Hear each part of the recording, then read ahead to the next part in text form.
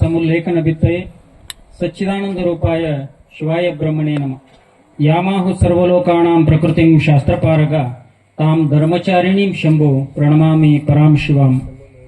ಸದ್ಗುರು ಪರಮ ಪೂಜ್ಯ ವಿದ್ಯಾವಾರಿಧಿ ವಿದ್ಯಾವಾಚಸ್ಪತಿ ಗೀತಾ ಸರ್ವೋತ್ತಮಾಚಾರ್ಯ ಅಭಿನವ ಸಿದ್ಧಾರೂಢರು ವಾಗ್ದೇವಿ ವರಪುತ್ರರೆಂದೇ ಬಿರುದಾಂಕಿತರಾದ ಪರಮ ಪೂಜ್ಯ ಷಟ್ಸ್ಥಲ ಬ್ರಹ್ಮನಿಷ್ಠ ಶಂಭುಲಿಂಗಪ್ಪಾಜಿಯವರ ಪಾದ ಪದ್ಮಗಳಿಗೆ ನತಮಸ್ತಕನಾಗಿ ಬಸವಾದಿ ಪ್ರಮತರ ವೀರವಿರಾಗಿನಿ ಅಕ್ಕ ಮಹಾದೇವಿಯ ಅಖಿಲ ಭೋಗಾವಲಂಬನೆಯ ಜಾನ ಶ್ರೀಮನ್ಯ ಜೀವನ ಶಿವಯೋಗಿಗಳ ಪಾದ ಪದ್ಮಗಳಿಗೂ ನತಮಸ್ತಕನಾಗಿ ಮತ್ತು ಈ ಕಾರ್ಯಕ್ರಮದಲ್ಲಿ ಪಾಲ್ಗೊಂಡಿರುವ ಗುರುಪೂರ್ಣಿಮೆ ನಿಮಿತ್ತವಾಗಿ ಈ ಕಾರ್ಯಕ್ರಮದಲ್ಲಿ ವೇದಿಕೆ ಮೇಲೆ ಉಪಸ್ಥಿತರಿರುವ ಸಕಲ ಪೂಜ್ಯರ ಪಾದಾರವಿಂದಗಳಲ್ಲಿ ದಂಡವತ್ ಪ್ರಣಾಮಗಳನ್ನು ಅರ್ಪಿಸಿ ಈ ಕಾರ್ಯಕ್ರಮದಲ್ಲಿ ಪಾಲ್ಗೊಂಡಿರುವ ಗುರು ಹಿರಿಯರಿಗೂ ಹಾಗೂ ಮಾತೆಯರಿಗೂ ನಮಸ್ಕಾರಗಳನ್ನು ಸಲ್ಲಿಸುತ್ತಾ ಈ ಕಾರ್ಯಕ್ರಮದಲ್ಲಿ ಪಾಲ್ಗೊಳ್ಳೋಣ.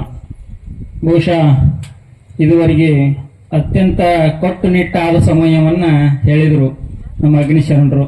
ಮತ್ ನಾ ಮಾತಾಡುವಾಗ ಲಗುಟ್ಟು ಓಡಿ ಹೋಗ್ಬೇಡ್ರಿ, ಬಾಳ ಹೇಳ್ರಿ ಏನೋ ಅವ್ರ ಗೊತ್ತ ಹೇಳ್ತಾರ. ಅಂದ್ರ ಕಡಿಮೆ ಹೇಳವ್ರ ನೋಡಿದ್ರೆ ಬಾಳ ತಕ್ಕ ಹೇಳ ಅನ್ನೋದು, ಬಾಳ ತಕ್ಕ ಹೇಳವ್ರ ನೋಡೋಣ ಲಗುಟ್ ಬಿಡ್ರಿ ಅನ್ನೋದು, ಹಿಂಗ ಅವ್ರದೊಂದು. ಹಂಗ ನಂದ 10 ನಿಮಿಷ ಮುಗಿದ್ರು ಅವಾಗ ಅವ್ರ ವಾಚ್ ಬಂದ್ ಬೀಳತ್ ನಂದ. ಹಂಗ ಏನಪ್ಪಾ ಅಂದ್ರ ಇವತ್ತ ಗುರುವಿನ ನಿಮಿತ್ತವಾಗಿ ಈ ವಿಚಾರವನ್ನ ಇಲ್ಲಿ ಶಂಭುಲಿಂಗಪ್ಪಾಜಿಯವರ ವಿಚಾರವಾಗಿ ಏನು ಅಂದ್ರ ಗುರು ಯಾವ ರೀತಿಯಾಗಿ ನಮಗ ಜ್ಞಾನವೇ ಮುಕ್ತಿಗೆ ಮಾರ್ಗ, ಆ ರೀತಿಯಾಗಿ ಜ್ಞಾನವನ್ನು ಕೊಡ್ಲಿಕ್ಕೆ ಅಧಿಕಾರ ಇರುವುದು ಯಾರಿಗೆ ಅಂದ್ರ ಗುರುವಿಗೆ. ಗುರುವೇ ನಿಮ್ಮ ತರುಣದೊಳೆನ್ನ ತತ್ವದಿರವನರಿದು ನಿತ್ಯ ಸುಖಿಯಾದೆ, ನಾಮ ರೂಪವ ಅಭಿಮಾನಿಸಿಕೊಂಡು ತಾಮಸ ಮತಿಗೊಳಗಾಗಿರೆ ಪ್ರೇಮಾಸ್ತಿ ಬಾತಿ ಎಂಬ ನಿನ್ನ ನಿಜ ಧಾಮವನ್ನು ಬೆಚ್ಚರಿಸಲಾಗಿ ಅಂತೇಳಿ ಇಲ್ಲಿ ಜ್ಞಾನಸ್ಥಳದೊಳಗೊಂದು ಪದ್ಯವನ್ನು ಹೇಳ್ತಾರ. ಹಾಗ ಗುರು ಏನಪ್ಪಾ ಅಂದ್ರ ಈ ಒಂದು ಆತ್ಮಜ್ಞಾನವನ್ನು ಕೊಡಲಿಕ್ಕೆ ಆ ವಿಶೇಷವಾದ ಹಕ್ಕು ಯಾರಿಗೈತಿ ಅಂದ್ರ ಆ ಗುರುವಿಗೈತಿ. ಆ ಗುರುವಿನಿಂದ ನಾವು ನೀವೆಲ್ಲರೂ ಆ ಗುರು ಯಾರ ಗುರುವಿನೇ ಇರಲಿ ಅಥವಾ ಅವರವರ ಗುರುಗಳು ಅವರಿಗೆ ಶ್ರೇಷ್ಠ ಅಂತಕ್ಕಂತ ಮಾತ. ಹಂಗ ನಮ್ಮ ಗುರುಗಳು ನಮಗೆ ಶ್ರೇಷ್ಠ. ಅದೇ ವಿಚಾರವಾಗಿ ಇಲ್ಲಿ ಹಲವಾರು ದಾರ್ಶನಿಕರು ಹಲವಾರು ವಿಚಾರಗಳಲ್ಲಿ ಬಹಳಷ್ಟು ವಿಚಾರಗಳು ಬಂದು ಹೋಗ್ಯಾವ. ಆದ್ರೆ ನಮ್ಮ ಶಂಭುಲಿಂಗಪ್ಪಗಳ ವಿಚಾರಗಳು ಬಹಳ ಸೂಕ್ಷ್ಮ ಇರ್ತಾವ, ಬಹಳ ನಿದ್ದಿಗೆಡಿಸಿಕೊಂಡ ತಿಳ್ಕೊಳಕ್ಕೂ ಆದ್ರೂ ತಿಳಿಯಂಗಿಲ್ಲ ಅಂತ ವಿಚಾರಗಳದಾವು. ಹಲವಾರು ಜನ ಹಲವಾರು ಸಂದರ್ಭಗಳಲ್ಲಿ ಈ ಗುರುವಿನ ವಿಚಾರವಾಗಲಿ ಅಥವಾ ಸೂಕ್ಷ್ಮಾತಿ ಸೂಕ್ಷ್ಮ ಏನು ಅತಿ ಕಬ್ಬಿಣದ ಕಡಲೆ ಅಂತಕ್ಕಂತ ಏನು ಒಂದು 3-4 ಗ್ರಂಥದಾವಲ್ಲ, ಏನು ವಿಚಾರ ಚಂದ್ರೋದಯ, ವಿಚಾರ ಸಾಗರ, ವೃತ್ತಿ ಪ್ರಭಾಕರ, ವೃತ್ನಿ ರತ್ನಾವಳಿ ಅಂತಕ್ಕಂತ ಇವೇನೊಂದು 4 ಅದಾವಲ್ಲ, ಇವು ಅದರೊಳಗ ಅವರು ವಿಮರ್ಶೆ ಬಹಳ ವಿಶೇಷವಾಗಿತ್ತು. ಹಲವಾರು ಜನ ಈ ಭೋಗಕ್ಕೆ ಲಕ್ಷಣವನ್ನು ಮಾಡಿದ್ರು, ಏನು ಸುಖ ದುಃಖ ಅಣ್ಯತರ ಸಾಕ್ಷಾತ್ಕಾರ ಭೋಗ ಅಂತ ಹೇಳಿ ಲಕ್ಷಣ ಮಾಡಿದ್ರು. ಅವಾಗ ನಮ್ಮ ಶಂಭುಲಿಂಗಪ್ಪಗಳು ಆ ಲಕ್ಷಣವನ್ನ ಪೂರ್ವದಿಂದಲೇ ಯಾರೋ ಮಾಡ್ಕೊಂಡ್ ಬಂದಾರ ಅಂತ ಹೇಳಿ ಒಪ್ಕೊಂಡು ಹೋಗ್ಬೇಕಾಗಿತ್ತು. ಆದ್ರೂ ಒಂದು ಅವ್ರದ್ದು ವಿಚಾರ ಏನಂದ್ರ ಈ ಲಕ್ಷಣ ಏನಾಕತಿ ಅಂದ್ರ ಸ್ವರೂಪ ಸುಖದಲ್ಲಿ ಅತಿವ್ಯಾಪ್ತಿ ಆಕತಿ ಅನ್ನೋದನ್ನ ತಿಳ್ಕೊಂಡ ಇಲ್ಲ ಅಂತ ಹೇಳಿ ಸ್ವರೂಪ ಸುಖ ಭಿನ್ನ ಸುಖ ದುಃಖ ಅಣ್ಯತರ ಸಾಕ್ಷಾತ್ಕಾರ ಭೋಗ ಅಂತ ಹೇಳಿ ಆ ಲಕ್ಷಣವನ್ನ ಸ್ವಲ್ಪ ಬದಲಾವಣೆ ಮಾಡಿದ್ರು. ಅದನ್ನ ಬದಲಾವಣೆ ಮಾಡಿ ಇನ್ನು ಮಾಡ್ತಾನಂದ್ರೆ ಯಾರಿಗೆ ಸಾಧ್ಯ ಆಗುದಿಲ್ಲ. ಯಾಕಂದ್ರ ಅಲ್ಲಿ ಇನ್ನೊಂದು ವೃತ್ತಿಯ ಲಕ್ಷಣವನ್ನು ಹೇಳಿದ್ರು. ಅದಕ್ಕೆ ಇವರು ಏನಂದ್ರ ಪ್ರಕಾಶಕ ಪರಿಣಾಮವಾದ ಅವಿದ್ಯೆ ಇಲ್ಲವ ಅಂತಃಕರಣದ ಪರಿಣಾಮಕ್ಕೆ ವೃತ್ತಿ ಎನ್ನುತ್ತಾರೆ ಅಂತ ಹೇಳಿ ಇವರು ಅದಕ್ಕೆ ಮತ್ತೊಂದು ವಿಶೇಷತೆಯನ್ನು ಕೊಟ್ಟರು. ಮುಂದೆ ಜೀವನ್ಮುಕ್ತಿಯ ಲಕ್ಷಣ ಏನು ಅಂದ್ರ ದೇಹಾದಿ ಪ್ರಪಂಚ ಪ್ರತೀತಿ ಆದಾಗ್ಯೂ ಬ್ರಹ್ಮ ಸ್ವರೂಪದಿಂದ ಸ್ಥಿತಿ ಉಂಟಾದರೆ ಅದು ಜೀವನ್ಮುಕ್ತಿ.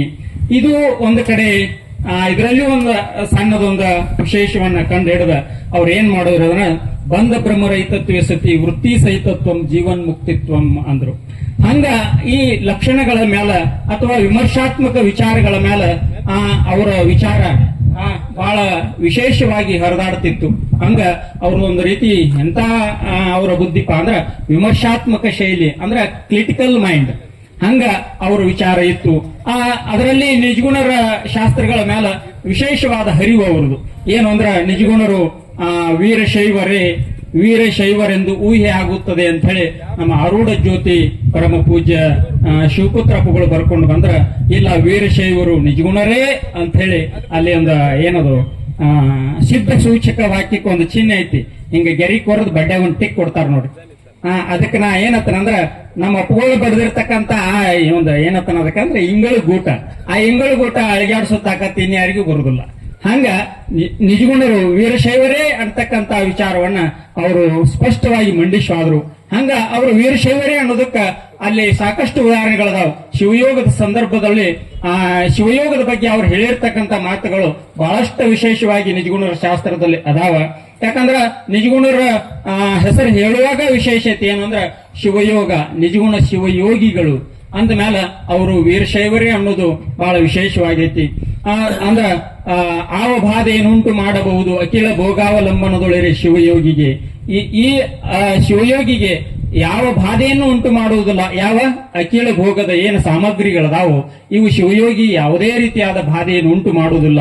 ಆದ್ದರಿಂದ ಇಲ್ಲಿ ಶಿವಯೋಗ ಶ್ರೇಷ್ಠ ಅಂತಕ್ಕಂಥದ್ದು ಯಾವ ರೀತಿಯಾಗಿ ನಮ್ಮ ಶಂಭುಲಿಂಗಪ್ಪಗಳು ಹೇಳ್ಕೊಂಡ ಈ ಶಿವಯೋಗ ಸಾಮಗ್ರಿಗಳ ಬಗ್ಗೆ ಬಹಳ ವಿಚಾರವಾದ ಹರಿವನ್ನು ವ್ಯಕ್ತಪಡಿಸಿ, ಜೊತೆಗೆ ಇನ್ನೊಂದು ಏನಪ್ಪಾ ಅಂದ್ರ ಅವ್ರದ್ದು ಮತ್ತೊಂದು ವಿಶೇಷ ಅಥವಾ ಇನ್ನು ಯಾವುದೋ ಸಂಪ್ರದಾಯದ ವಿರೋಧ ಕಟ್ಟುಕೊಳ್ಳಿಕ್ಕೆ ಮತ್ತೊಂದು ಮಾತು ಏನ ಪ್ರಕಾರವಾಗಿ ಮಂಡನೆ ಆಯ್ತು ಅಂದ್ರ ಯಾರಿಗೆ ಯಾರು ಗುರು ಅಂತಕ್ಕಂಥದ್ದು ಸಹಿತ ಮಂಡನೆ ಆಯ್ತು.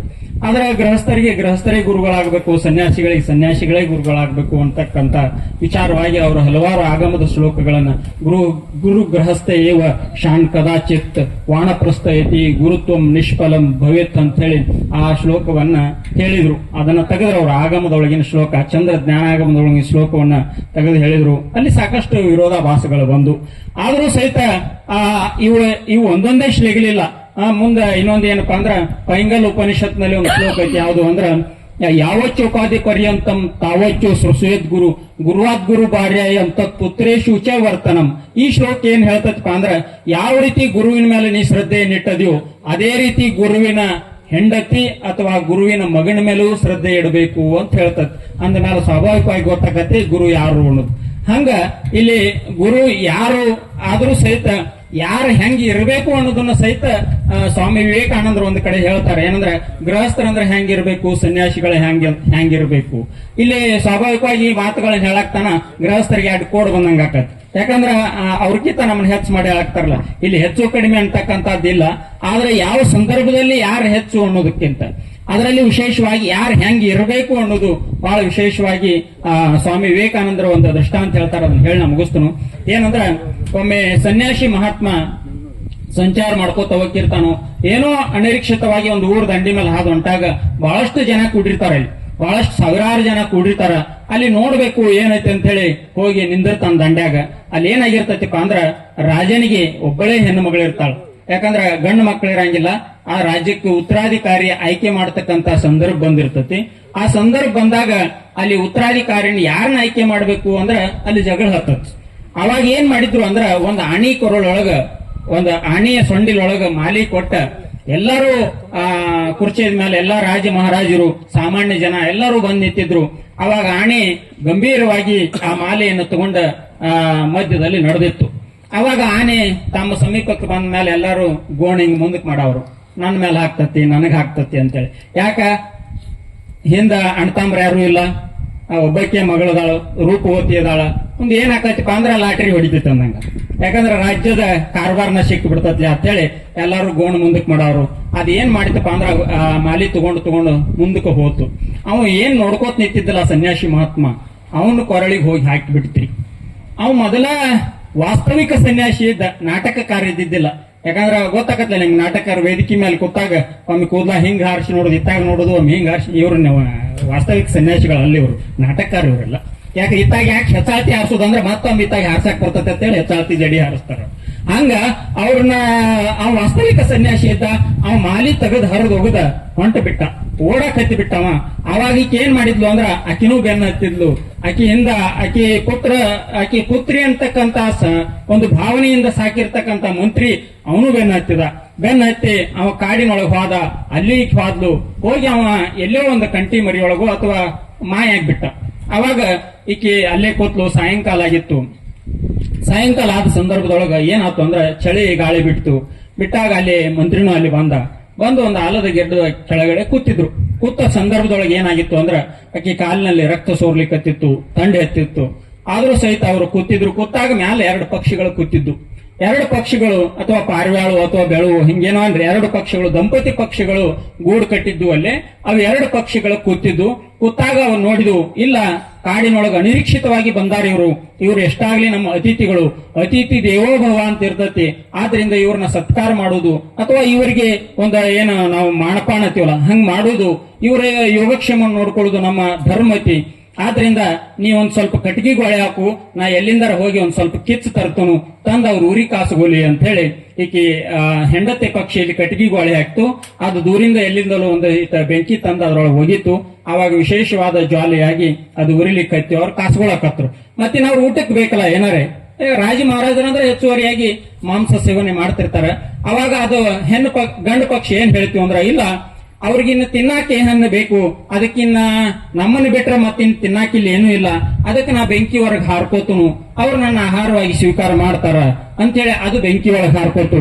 ಅವಾಗ ಅದು ಹೆಣ್ಣು ಪಕ್ಷಿ ಏನತ್ತು ಇಲ್ಲ ನನ್ನ ಪತಿರಾಯ ಅತಿಥಿ ದೇವೋಭವ ಅಂತೇಳಿ ಅತಿಥಿಗಳಿಗೆ ತನ್ನ ಪ್ರಾಣವನ್ನ ಅರ್ಪಣೆ ಮಾಡ್ಯಾನ ನನ್ನ ಪತಿ ಮಾರ್ಗದಲ್ಲಿ ನಾನು ಹೋಗ್ಬೇಕಂತ ಹೇಳಿ ಆ ಹೆಣ್ಣು ಪಕ್ಷಿನೂ ಅದ್ರೊಳಗೆ ಹಾರ್ಕೋತು ಇನ್ನು ಎರಡು ಮರಿ ಇದ್ದು ಮ್ಯಾಲ ಅವ ಮರಿ ಏನ್ ಮಾಡಿದಪ್ಪ ಅಂದ್ರೆ ಇಲ್ಲ ನಮ್ಮ ಪರಂಪರೆ ನಮ್ಮ ತಂದೆ ತಾಯಿ ಇದೇ ಪರಂಪರೆಯೊಳಗೆ ಬಂದವರು ಅದೇ ಪರಂಪರೆಯೊಳಗ ನಾವು ಹೋಗ್ಬೇಕು ಅಂತೇಳಿ ಅವು ಅಲ್ಲಿ ಹಾರ್ಕೊಂಡಾಗ ಅಲ್ಲಿ ಏನಾತ್ಪ ಅಂದ್ರ ಅವ ಶ್ರೇಷ್ಠವಾದ ಗೃಹಸ್ಥ ಧರ್ಮವನ್ನ ಪಾಲನೆ ಮಾಡಿದ್ವು ಗೃಹಸ್ಥರಂದ್ರ ಹಿಂಗಿರ್ಬೇಕು ಸನ್ಯಾಸಿಗಳಂದ್ರ ಹಂಗಿರ್ಬೇಕು ಅಂತೇಳಿ ಸ್ವಾಮಿ ವಿವೇಕಾನಂದರು ಒಂದ್ ಕಡೆ ಬರ್ಕೊಂಡು ಬಂದಾರ ಹಂಗ ಇಲ್ಲಿ ಆ ವಿಚಾರವನ್ನ ನಮ್ಮ ಶಂಭುಲಿಂಗಪ್ಪಗಳು ನಮಗ ವಿಶೇಷವಾಗಿ ಹೇಳ್ಕೊಂಡು ಬಂದಾರ ಅಲ್ಲಿ ಆದ್ರಿಂದ ಅಂತ ವಿಶೇಷವಾದ ವಿಚಾರವನ್ನ ನಾವು ನೀವೆಲ್ಲರೂ ಇನ್ನು ಮುಂದೆ ಹಲವಾರು ಪೂಜ್ಯರು ಹೇಳ್ಕೊಂಡು ಬರ್ತಾರ ಅವರಲ್ಲಿ ವಿಶೇಷವಾಗಿ ಇವತ್ತು ಏನಪ್ಪಾ ಅಂದ್ರ ಶಿವಾದ್ವೈತದ ನಿಲುವು ಮತ್ತು ವೃತ್ತಿ ರತ್ನಾವಳಿ ಅಂತಕ್ಕಂಥ ಶಂಭುಲಿಂಗಪ್ಪಾಜಿ ಅವರು ಶಿವಾದ್ವೈತ ಅಂತಕ್ಕಂಥ ಗ್ರಂಥವನ್ನು ಅವರು ಮೊದಲು ರಚನೆ ಮಾಡಿದ್ರು